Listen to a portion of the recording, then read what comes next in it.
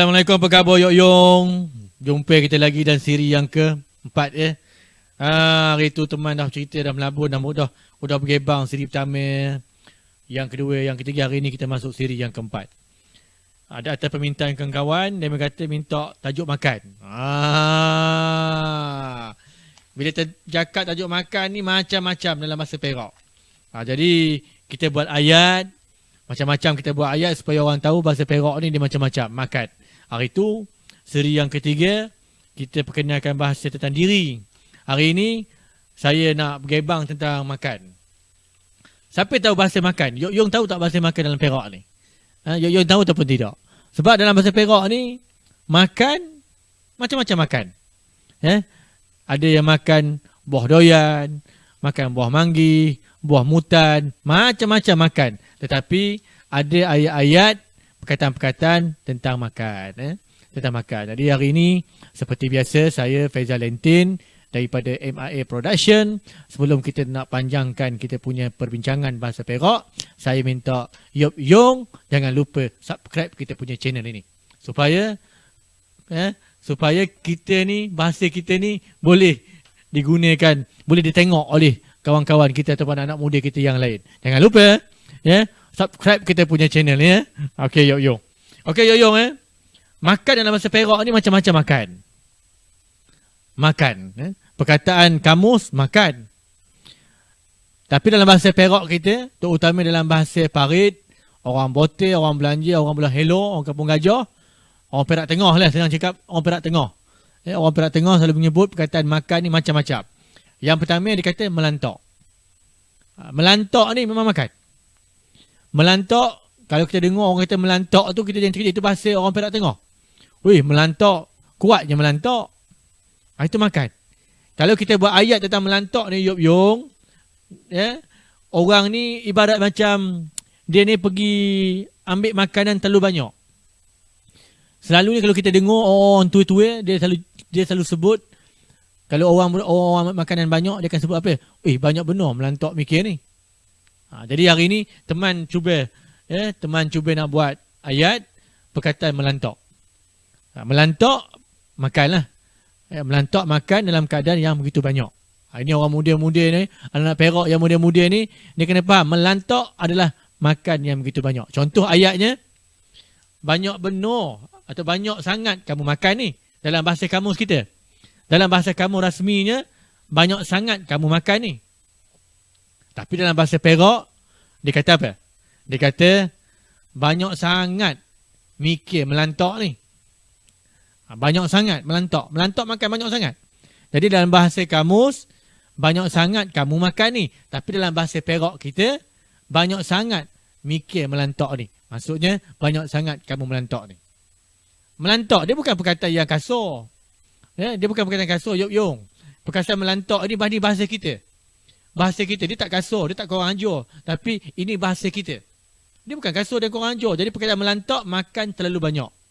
Jadi bila makan terlalu banyak, selalunya orang tua-tua mengatakan melantak. Jadi perkataan melantak, ingat betul-betul ya, melantak. Itu perkataan Perak tu. Perkataan orang Perak Tengah, orang Parit, orang Belanja, orang Bote, orang Kampung Gajah, dia akan sebut selalu melantak. Itu satu. Yang kedua, menterdarah. Ini selalulah orang sebut menterdarah lah, menterdarah itu, menterdarah ini. Menterdarah dengan melantak lebih kurang adik-beradik je. Adik-beradik sepusat. Menterdarah, melantak, sama je. Sebagai contohnya, kamu tengah makan ke? Dalam bahasa kamus kita, kamu tengah makan ke? Tapi dalam bahasa Peraknya, mikir tengah menterdarah ke?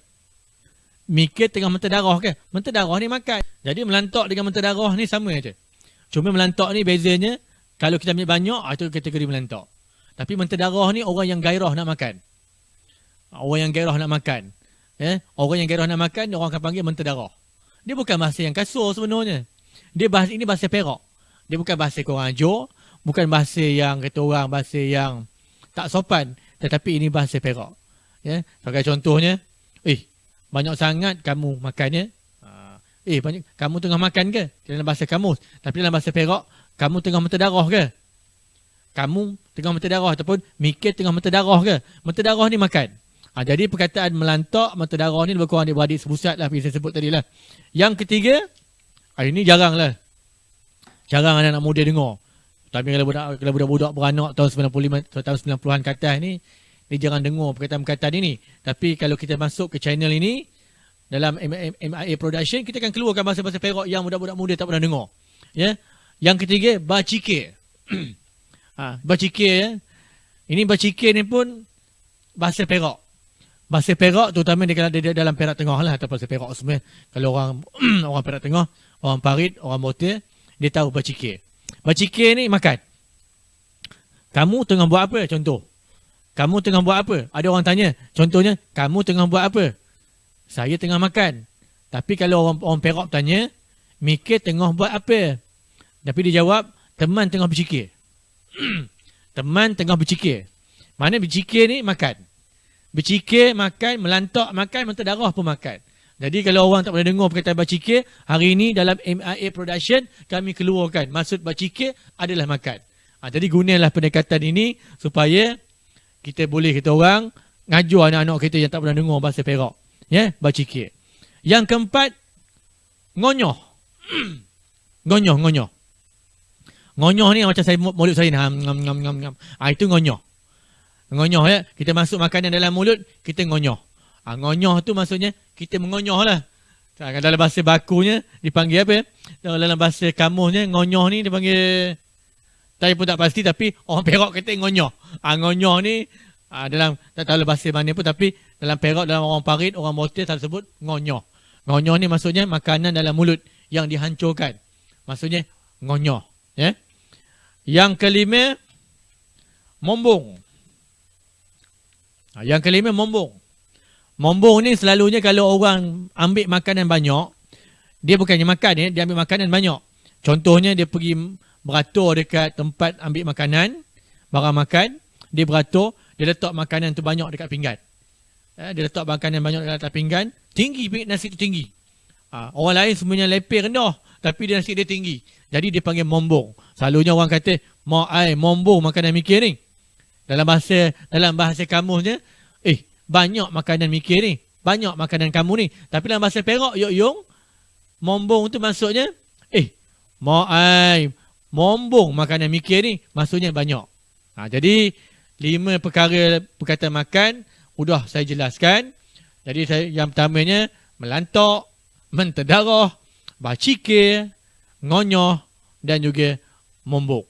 Jadi, jangan lupa, yok-yong semua, sebelum Yok-Yong nak ke depan lagi dan menengok siri yang kelima, jangan lupa kita subscribe kita punya channel ni supaya orang boleh tengok kita punya channel ni. Kita belajar bahasa Perak, ini bahasa kita. Nak malu apa? Ini bahasa kita.